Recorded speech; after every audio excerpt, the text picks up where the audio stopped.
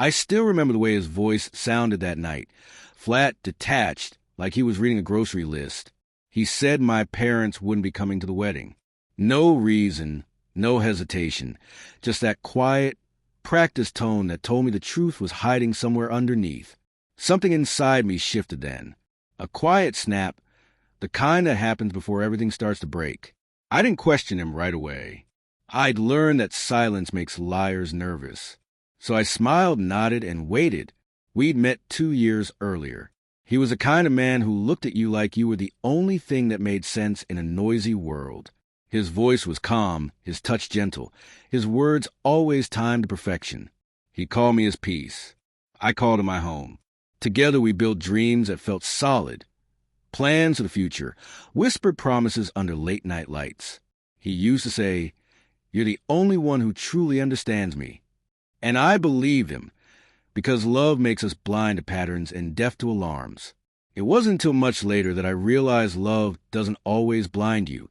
It teaches you how to ignore what you already know. The small things started first. He'd flinch when I mentioned meeting his family. His business trips got longer. His phone never faced up anymore.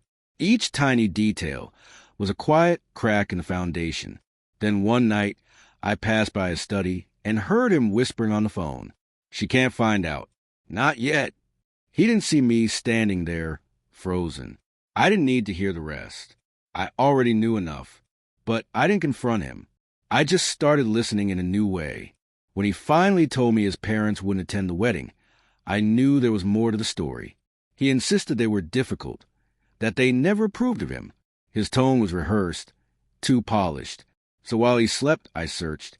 In his desk, I found a letter, an envelope with a return address, and handwriting I didn't recognize. His parents' address. A small house in a quiet neighborhood. I went there alone the next afternoon.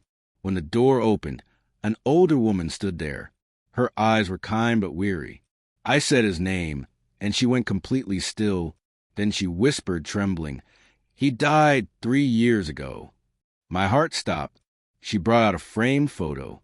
It was him, same eyes, same smile. But the name beneath it wasn't his. It read Ethan Cole. The man I'd been engaged to wasn't Ethan. He was Daniel, Ethan's twin brother. The real Ethan had died in a drunk driving crash. Daniel had stolen his brother's identity to escape his past.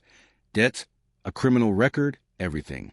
He'd used his dead brother's name to start over, and I had been his perfect cover story. That night, I sat beside him as he slept. The man beside me was a stranger. I didn't cry. I didn't rage. I just knew what I had to do.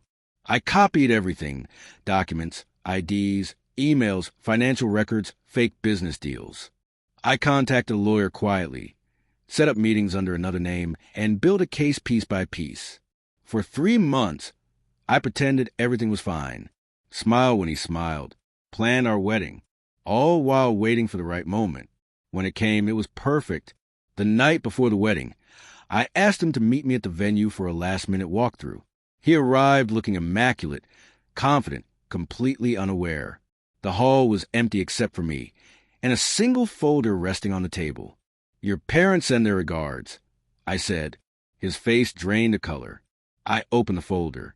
Inside were photographs, documents, account statements, all proof of his lies. His breathing quickened.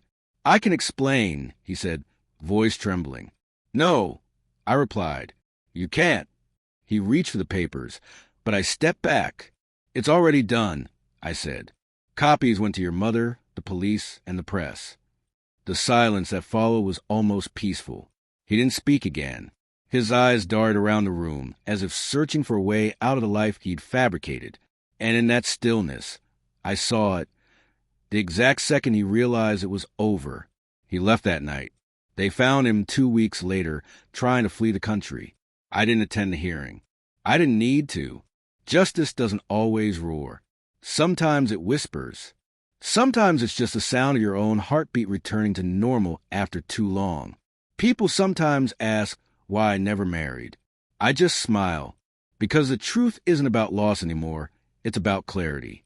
He discovered who I truly was, and I discovered who he never really had been.